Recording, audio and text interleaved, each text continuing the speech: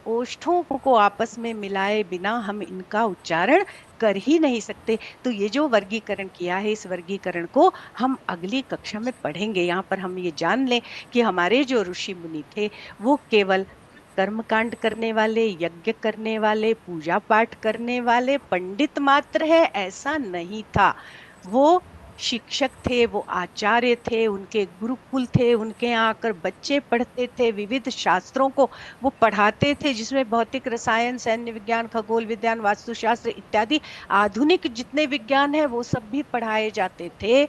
और सबसे महत्वपूर्ण बात यह है कि वो रिसर्च करते थे, वो आविष्कारक भी थे, अनुसंधाता थे। इसलिए उनके जो लिखे हुए ग्रंथ हैं वो बड़े प्रामाणिक हैं। वहां पर एक भी शंका शेष नहीं रहती है। आपकी हर शंका का समाधान जिस विषय का जो ग्रंथ है वहां मिलता ही है। तो इस तरह से हम स्वरों के सारे भेदों को तो हमने आज समझ लिया, व्यंजनों का हमने थोड़ा सा प्रदर्शन देखा, और अब आज की क्लास का समय हमारा समाप्त हो गया है। हाँ, किसी को कुछ कहना है तो कह सकते हैं। तो आज हमारी कक्षा में कुल 39 मतलब 39 लोग हैं। मैं आशा करती हूँ कि अगली कक्षा में भी ये बने रहेंगे।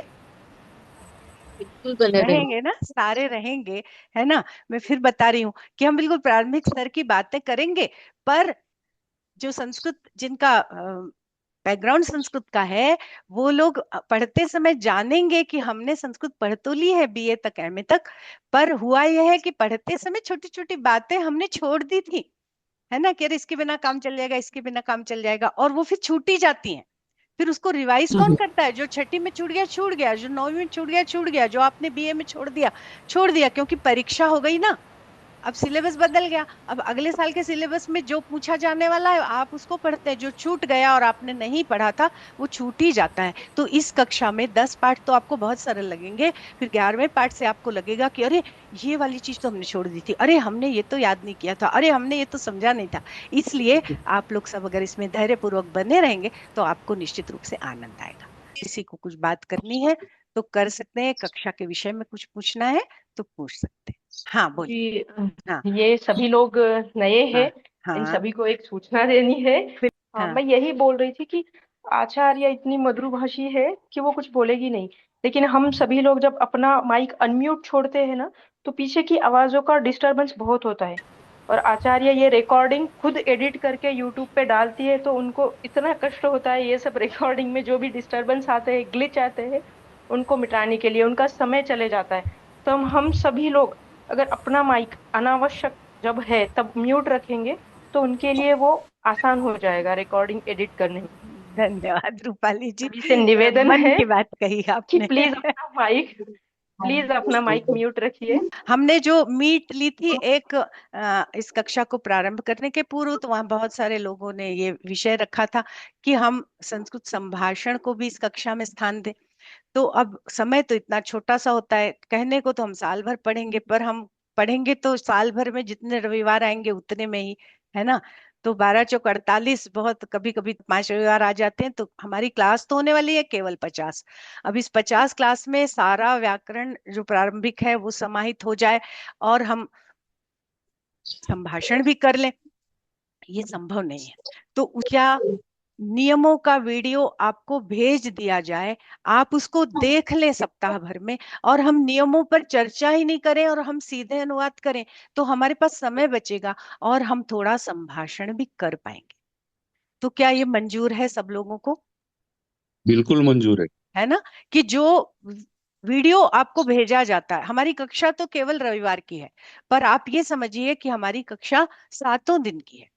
तो 7 दिनों में एक नियमों का वीडियो आपको भेजा जाएगा, एक आपको आंसर की का वीडियो भेजा जाएगा, जो पिछले हफ्ते हमने जो पाठ पढ़ा है उसकी आंसर की का वीडियो, और एक दो वीडियो अगर आवश्यक होंगे तो वहां भेजे जाएंगे। जैसे वहां दीर्घ संधि पढ़ाई है तो दीर्घ संधि का वीडियो, गुण पढ़ाई है तो गुण का वीडियो, वहां पर मोनुस्वार बताया है तो उसका वीडियो, कहीं वर्ण के संबंध में बताया है तो उसका वीडियो, वो वीडियो भी आपको भेजा जाएगा। तो आप ये तय कर लीजिए कि आपको 6 दिन तो पढ़ना ही है और 7वें दिन वर्कशॉप में काम करना है। तो 7वें दिन फिर आप बोल पाएंगे, वरना हम केवल ऐसे व्याख्यान देते रहेंगे और आप लोग सुनते रहेंगे। तो इस कक्षा की जो उपयोगिता मैंने सोची थी वो नहीं हो पाई, क्योंकि ये काम तो मैं यूट्यूब पे भी कर सकती हूँ ना, सब कुछ बोल के रिकॉर्ड कर लिया और रिकॉर्ड करके अपलोड कर दिया।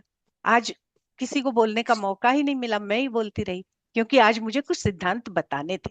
पर आगे जब कक्षाएं चलेंगी तो आप लोग बोलेंगे, मैं सुनूंगी, और आप लोग कैसा बोलेंगे अनुवाद करके बोलेंगे, और कहाँ से बोलेंगे वो जो मैंने आपको नियम का वीडियो भेजा है उसको देख कर आप आएंगे, तो ये कक्षा सुचारू ढंग से चलेगी, कम समय में समाप्त होगी, और हम प्रारंभिक रचनानुवाद कौमुदी के अलावा भी हम बहुत सारी बातों को सीख सकें। इस बार एक खुशी की बात है कि हमारे इसमें कुछ स्टूडेंट्स भी शामिल हुए। पिछले साल तो प्रायः सब 50 के ऊपर वाले लोग थे। इस बार 25 से 50 के बीच कम से कम 10 लोग हैं, और छोटे लोग मतलब 25 के अंदर वाले भी 2-3 लोग हैं। तो मुझे बहुत खुशी हुई। मैं जितने वीडियोस बना रही हूँ, मैं खास करके स्टूडेंट्स के लिए बना रही हूँ, शिक्षकों के लिए बना रही हूँ कि वो इसको देखें और मेरे वीडियोस वहां तक पहुंचे। तो उसके लिए भी एक निवेदन आप लोगों से है कि आप वीडियो देखते हैं तो देखने के बाद उसको लाइक कर दीजिए, उसको हाइप कर दीजिए, और एक छोटा सा कमेंट डाल दीजिए, अच्छा वीडियो है, बहुत अच्छा, ऐसा मतलब आप लिखेंगे तो मुझे बहुत खुशी मिलेगी, ऐसी बात नहीं है। पर आपने अगर उसमें कमेंट डाला, आपने अगर उसको लाइक किया, आपने अगर उसको हाइप किया, तो YouTube का एल्गोरिदम उस वीडियो को ऊपर ले जाता है, और फिर मेरे जो वीडियो में जहां तक पहुंचाना चाहती हूँ, मतलब ऐसे अंदर से मुझे लगता है कि पहुंचे बच्चों तक मेरे वीडियो। तो जब तक मेरा वीडियो रैंक नहीं करेगा, वो वीडियो बच्चों तक नहीं पहुंच पाएंगे। तो निवेदन है कि एक कमेंट डाल दिया करिए वीडियो देखने के बाद, है ना। तो चलिए हमारी कक्षा को आज समाप्त कर रहे हैं। बहुत अच्छा लगा, आज की संख्या बहुत अच्छी है। धन्यवाद। नमो नमः। पुनर्मिलामः। जयतु संस्कृतम, जयतु भारतम।